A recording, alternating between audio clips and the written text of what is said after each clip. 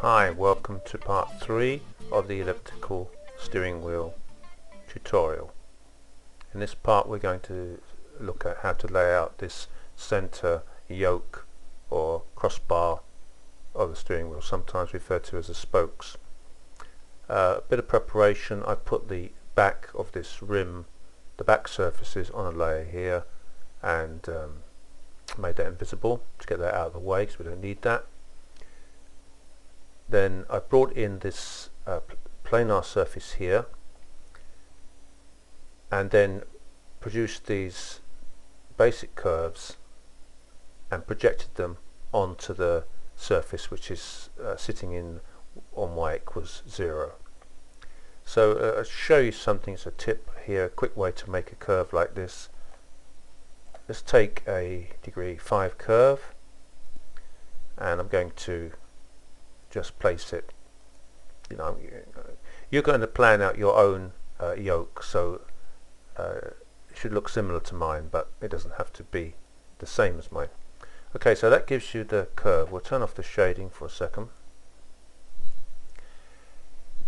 And now if you go to stretch curve here, you see you have two handles appear. Come down here and add an additional handle. And then with that additional handle you can create a beautiful curve very quickly, like so. If you can't get the shape you want with one handle, then you can add more handles,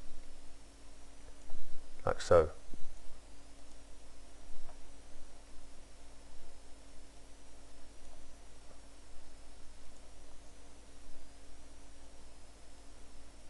And then to evaluate that, you must always use the comb. So a very quick way to make a very nice shaped curve. This then is the yoke that we will be making in this video.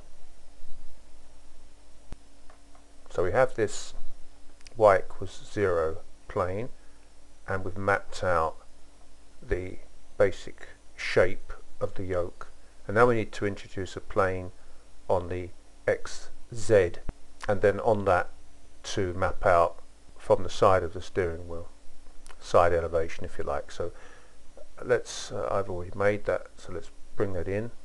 So map out the shape that you want your steering wheel, something like this. Don't stray too far from the tutorial, otherwise the tutorial won't be relevant to what you're actually modeling.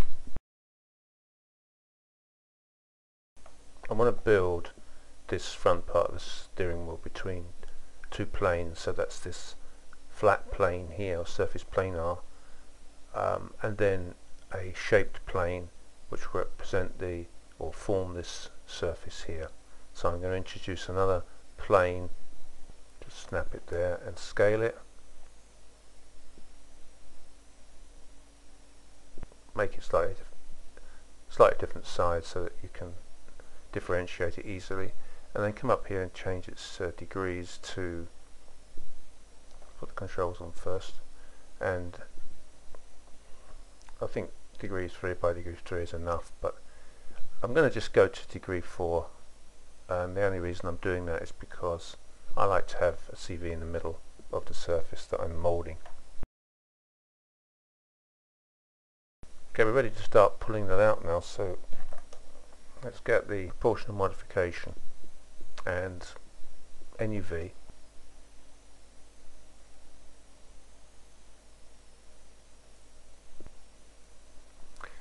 And we're ready to start, I think. We're going to pull out now in left mouse button.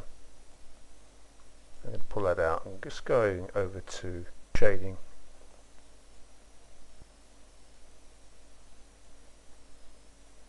So I'm pulling it out to match the shape that I've kind of sketched out on my plane. And if you look at the edges, you'll see the edges are straight, and obviously that can't be right if we're trying to create a domed surface here. So I'm going to go for less sensitivity on the mouse and just pull those back. Just put combs all the way around on the edges and make sure that you've got a similar kind of railway curve going on all the edges. Check it out as I am with the zebra stripes, and of course check it against this. Okay, now I'm going to just hide that plane a moment. You want to be looking at these here, and you can see that that point is a bit low.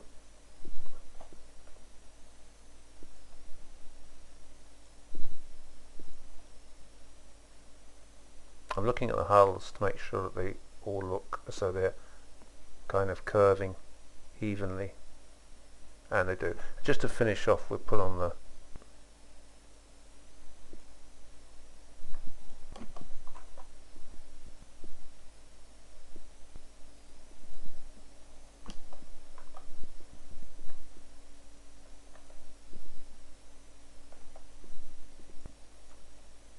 okay, and then once you've checked it out with a cross-section editor, we're ready for the next step.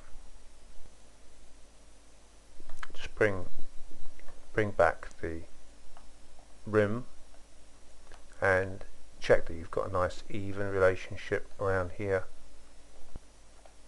Just move it in along X just a touch. So if I go to that point there, I'm going to bring it out there, and we'll go around the other side and look.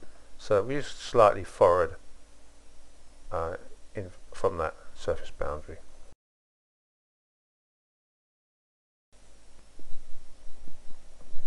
Just for the moment I've given it a nice bright colour so that we can easily identify it in this video. Let's bring back our curves, and I'm going to offset these two curves. So Object Edit, Offset, and we're going to offset it 3mm should do us. Let's try that. And 3mm.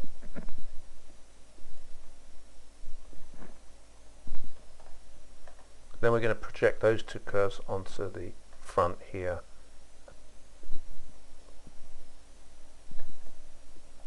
Just going to pick this again. Okay, and we're ready. We'll put the diagnostic shading on. Okay, come back into F7, bring back the rim for reference. I'm going to snap a circle there and then scale it. Now I'm leaving a gap here between the circle and the rim. Just take this distance locator, snap it there, snap it up here somewhere, and then bring it down. You see we've got a gap there of 4. That's going to be for our blend, and then we're going to measure here as well, and then you scale it until you get that accurate. That's 4.2 there, and that's 4 there, so a little bit more work to do there, but I'll move on. Next job is to put a draft surface back from that edge and that edge, and direction. Pull direction will be X, like so, and then take the skin tool, set it to degree 1, and then put a skin surface across there. Go straight over here and upgrade it to degree 2. Put controls on. Align. I'm going to align for tangency between the skin surface and the draft surface.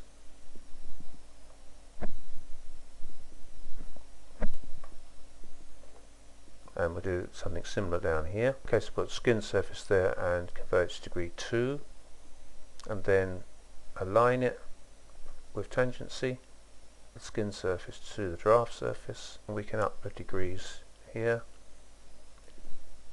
and try to reduce the spans. We can go up to degree 7 if necessary.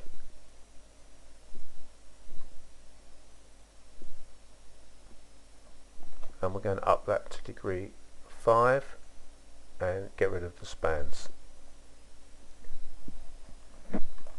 Okay, so now we've got Bezier surfaces.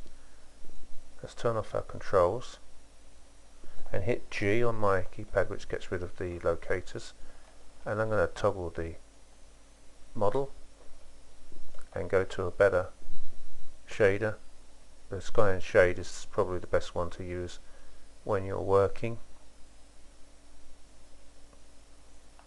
I'm going to do some direct modeling here to get a nicer shape there, and in fact I may even change this profile on this back surface so that this curve curves down more here and I get a kind of flatter relationship there rather than that twist that's running along there.